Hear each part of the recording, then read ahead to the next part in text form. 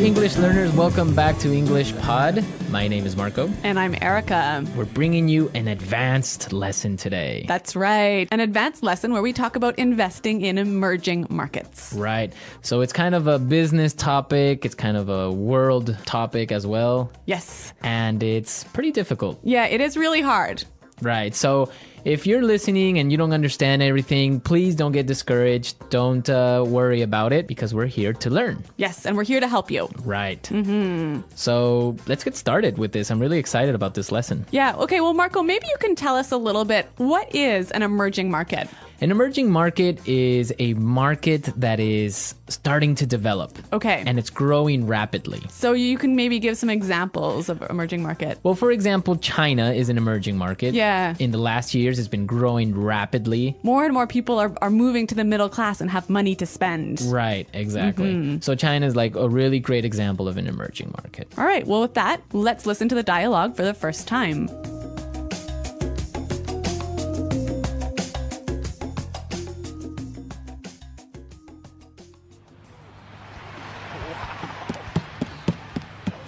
Dad, I'd like to borrow some money.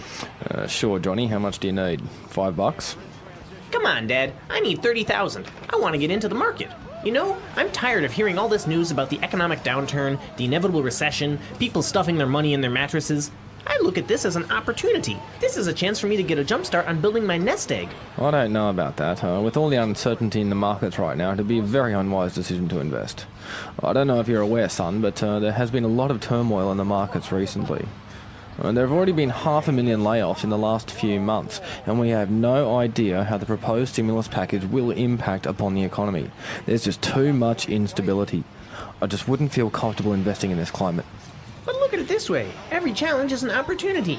And anyway, I'm not talking about investing in the domestic market. There are emerging markets that promise great returns. Look at China, for example. They have 1.4 billion people, 500 million of whom have recently entered the middle class. Here alone, the aggregate demand for consumer goods represents an amazing wealth-generating opportunity. Oh, come on, son. You're looking at this too naively. The Chinese market has exhibited a great deal of instability, and their currency has been devalued by almost a whole percentage point. Fine then. If that's the way you feel, so be it. But you're losing out on a great opportunity here. I'm gonna hit up Mom for the cash.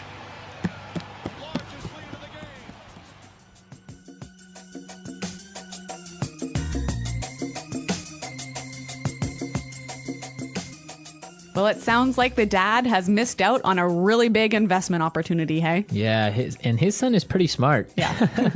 Pretty smart little boy. Uh-huh. Okay, so we have some great words that we want to look at here. Mm-hmm. Why don't we start with the first one? Turmoil. Turmoil. Turmoil. Turmoil. So we have some great examples of how turmoil is used in different sentences, so let's listen. Example 1. With a civil war, a famine, and inflation, the country has been in turmoil for 10 years.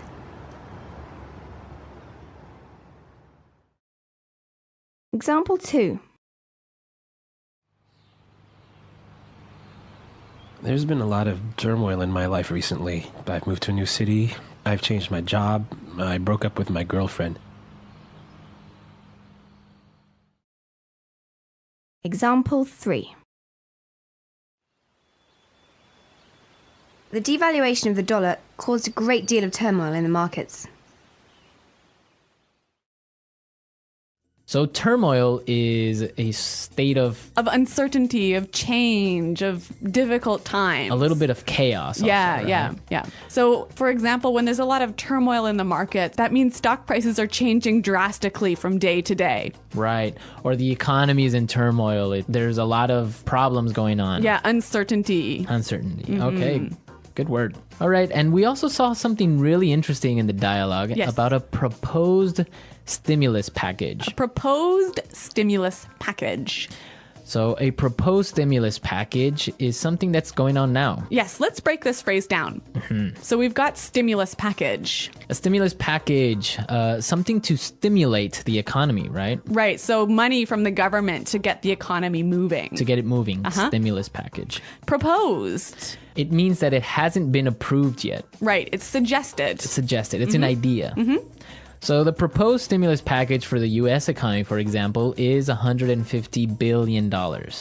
Right. That's $150 billion of American taxpayers' money that the government wants to put into the economy to keep it moving. To keep it moving, right.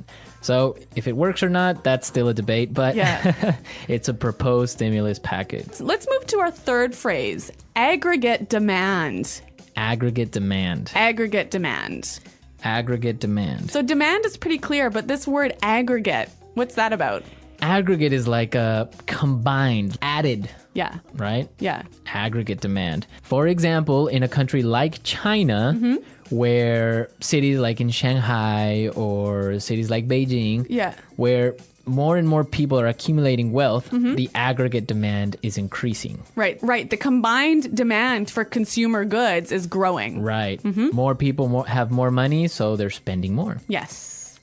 Okay. You know, Marco, there's a ton of excellent language in this dialogue, isn't there? Yeah, a lot of good stuff here. Yeah, and we want to listen to the dialogue one more time. But before we do, we have 3 words for you that we want you to listen for. Yeah, pay attention to these words. Nest egg. Nest egg. Inevitable. Inevitable. And hit up. Hit up. So, from the context of the dialogue, try and see if you can figure out what they mean. But after listening to it, we'll come back and explain it anyways.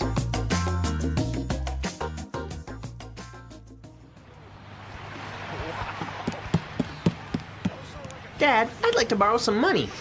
Sure, Johnny. How much do you need? $5?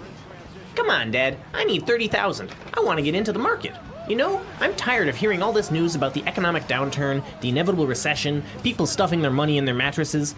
I look at this as an opportunity. This is a chance for me to get a jump start on building my nest egg. I don't know about that. With all the uncertainty in the markets right now, it'd be a very unwise decision to invest. I don't know if you're aware, son, but there has been a lot of turmoil in the markets recently. There have already been 500,000 layoffs in the last few months, and we have no idea how the proposed stimulus package will impact upon the economy. There's just too much instability. I just wouldn't feel comfortable investing in this climate. But look at it this way. Every challenge is an opportunity. And anyway, I'm not talking about investing in the domestic market. There are emerging markets that promise great returns. Look at China, for example. They have 1.4 billion people, 500 million of whom have recently entered the middle class. Here alone, the aggregate demand for consumer goods represents an amazing wealth-generating opportunity. Oh, come on, son. You're looking at this too naively. The Chinese market has exhibited a great deal of instability, and their currency has been devalued by almost a whole percentage point. Fine then. If that's the way you feel, so be it. But you're losing out on a great opportunity here. I'm gonna hit up Mom for the cash.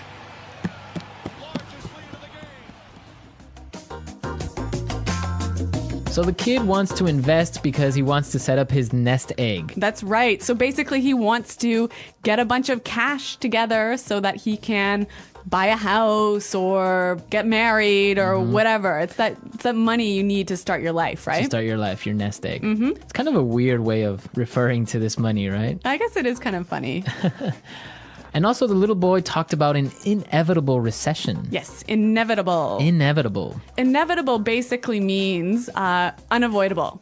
Right. So this guy thinks that the recession is unavoidable. It's gonna happen. Yes, inevitable. You know, this word inevitable, if you apply the root word, you can get a noun, an adjective, or an adverb, right? Right. So we've got some examples where you can see this word in action. Example 1.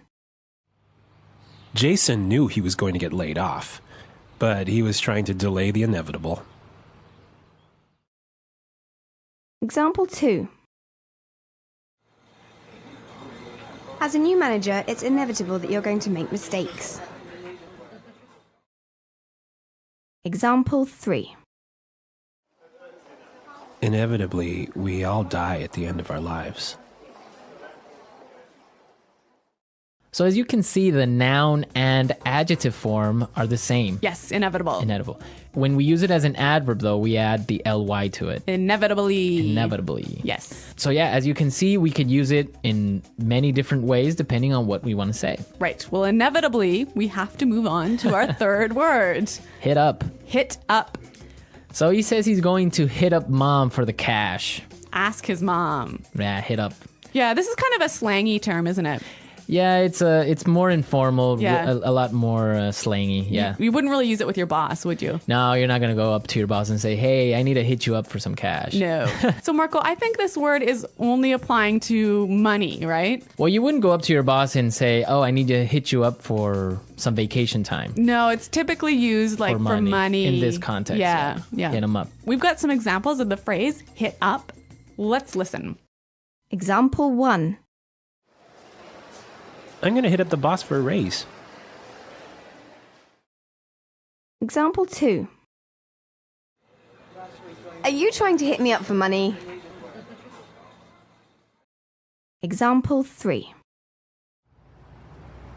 I don't have any cash. Have you tried hitting up Sophie? She's rich. Okay, so this is our first advanced lesson. I hope you enjoyed it. It is a lot more challenging, I think. Yes. Especially because it's set in a business context, so it makes it so we have a lot of specific words and a lot of technical vocabulary. That's right. Marco, you're exactly right. And I think that our users are going to have a lot of questions about the language in this lesson. So I'd like to invite you guys to come onto our website at englishpod.com. Exactly, where you can leave all your questions and comments and we'll be there to answer them. But Yes. until then, it's Goodbye. bye.